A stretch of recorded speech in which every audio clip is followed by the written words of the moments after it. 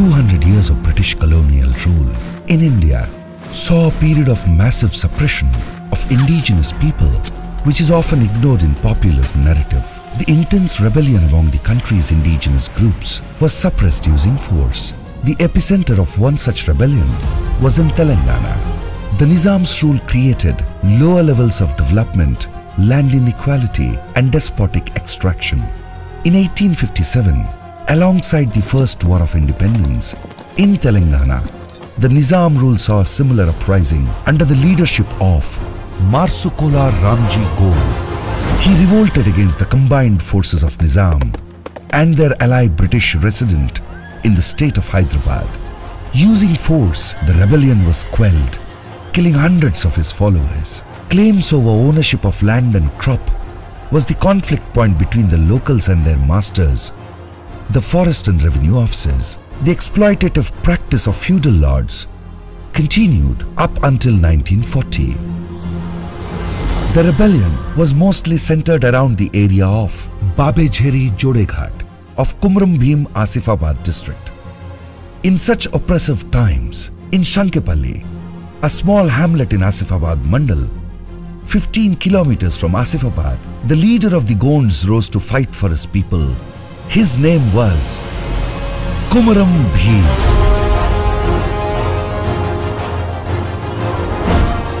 The Gond Patel of Keremeri, Sidam Raju, a reliable informant, told the anthropologist Hemandov that the root of the Babejheri trouble lay in the resentment felt by all Gonds.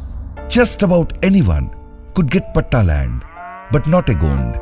Land is a fundamental asset for sustainable economic development for the indigenous communities, and that's been snatched away. The little self-contained hamlet of Keremeri was one such flourishing Gond village of 100 houses before it was occupied by the Pattadar. By denying them any rights, the whole village was given away to a Muslim settler from Uttar Pradesh. Displaced and dispossessed, about 25 Gonds left their home and village that was taken over by Marars and other castes. Komaram Bheem too was at the receiving end of the oppressive and manipulative regime and had no land to himself. He had to fight for himself and his people. A true leader by all sense, he received no formal education but was able to read and write. Uprooted from the original land by outsiders, he led a nomadic life. He went to live in Surdapur, a village of a Muslim Pattadar, and from there to Kakarghat, where he stayed for 3 years. And ultimately he settled down in Babejheri and lived there for about 5 years. He was an outsider in his own land. He no longer owned it.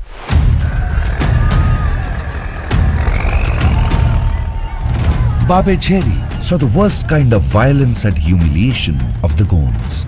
Around 1940, the region was a sum of 12 Gond hamlets with about 50 kolam and naikpod houses scattered in small hamlets in the hills around the main village. History played a cruel joke when the lines of the Dhanora state forest were drawn. Babejheri, like many villages, was not established as an enclave, and the inhabitants who had no pattas were asked to evacuate the village. There was a proviso by the authorities. If the villagers refused to leave the place by a fixed date, their houses would be burned down by the forest guards. The fear of state police forced many columns and naikpods to disperse, and they settled in Rajura Taluk, while the Gonds and 9 households of columns got permission to settle in Jodeghat. Scarred for life, the villagers were just about rebuilding their lives when a new oppressor rears his head in another avatar. The Chaukidar of the place saw an opportunity and started to demand money.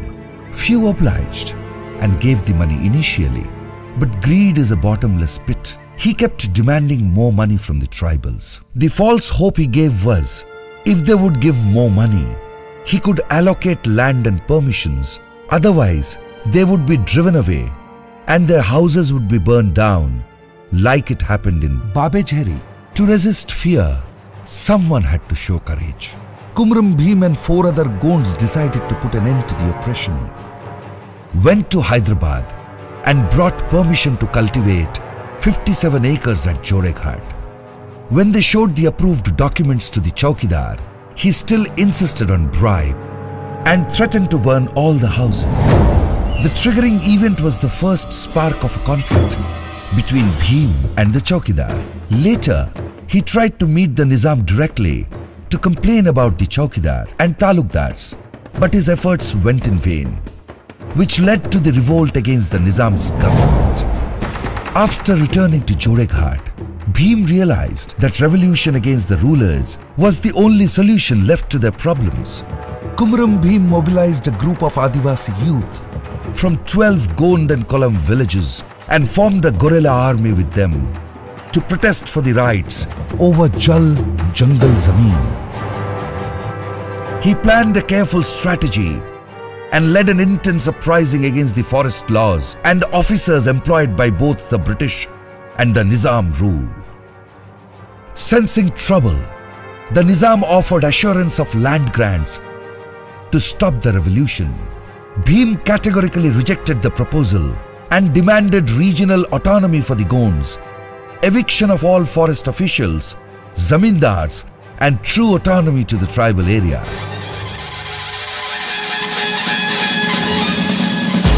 The matter reached a deadlock and the Nizam restored to use of force. Violent confrontation from both sides were reaching nowhere. The Nizam doubled down and used more force against Komaram Bheem's army.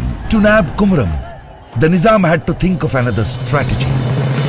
Playing political games and chicanery of the worst sort, they bribed Kurdu Patel, a Gond who became an informant to the Nizam government. They got to know the whereabouts of Bheem and his army.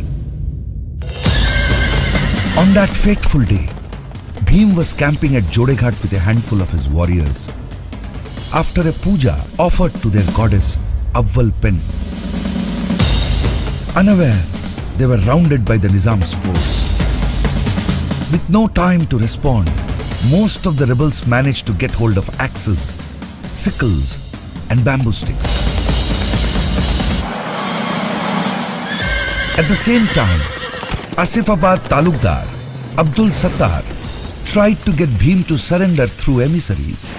After a refusal for the third time by Bheem to submit himself to the police party advanced into the hill where he and his followers were hiding. Sattar ordered to open fire, killing Bheem and 11 Gonds on the spot and wounding many of his followers. It is believed that Bheem was martyred on the day of Ashwayuja Purnima, a full moon night. But the report of Director General of Police, dated 14/9/1940, indicated the day to be 10/9/1940. Bheem's death had repercussions in the Nizam state, and sensing the need, the Nizam immediately commissioned the world-famous anthropologist, Professor Haimandoff, to study the condition of the Gonds and their associate tribes. As per his report and recommendations, the government introduced and implemented tribal protection laws and educational development policy. The Honorable Chief Minister of Telangana, Sri Kalvakuntla Chandrasekhar Rao, visited the place of martyrdom of Komaram Bheem at Joreghat in 2014 and announced the Komaram Bheem Memorial Museum with an estimated cost of Rs 25 crore. In 2016, the Memorial Museum was constructed and inaugurated by honorable ministers of the state for the public.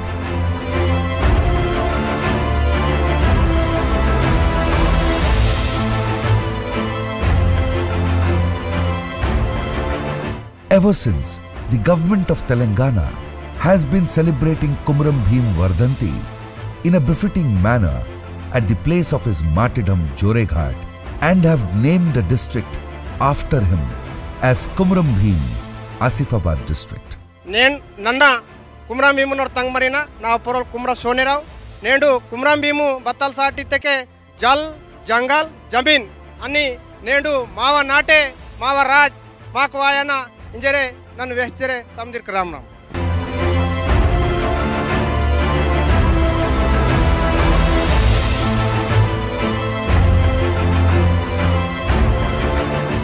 Meanwhile, The descendants of Komaram Bheem were provided with benefits through the Integrated Tribal Development Agency, Utnoor, in Adilabad district. Komaram Bheem's grandson, Sri Komaram Sonerao, was provided with 5 acres of land. His great-granddaughter, Komaram Varalakshmi, was posted as a junior assistant in ITDA Utnoor. His great-grandson Komaram Madhavrao was posted as secondary grade teacher at the Tribal Welfare Primary School.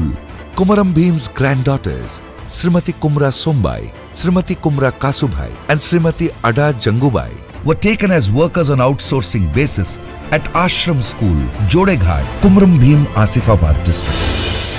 You could kill a dreamer, but not a dream. Komaram Bheem was a leader who asked the landless Gonds to dream for a better life.